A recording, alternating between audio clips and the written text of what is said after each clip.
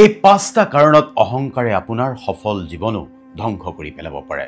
Number 1, যেতিয়াই আপুনি এটা ইগো লৈ থাকিব যে মই সকলো জানো, শিকিবলগীয়া একোৱেই নাই, আপুনি একো ইম্প্ৰুভ কৰিব নোৱাৰে, পৃথিৱী সলনি হৈ গৈ থাকিব, নতুন একো নিশিকাৰ অহংকাৰে পতন আনিব পাৰে আপোনাৰ।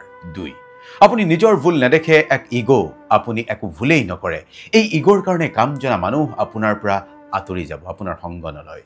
3, আপুনি যি হৈছে কেৱল নিজৰ বলত হৈছে বুলি এক অহংকাৰ ৰাখে, আপোনাৰ বাবে অহৰহ চিন্তা কৰা কাম কৰা মানুহক কৃতিত্ব নিদিলে এদিন আপোনাক সফল কৰা মানুহবোৰে এৰি যাব আপোনাক।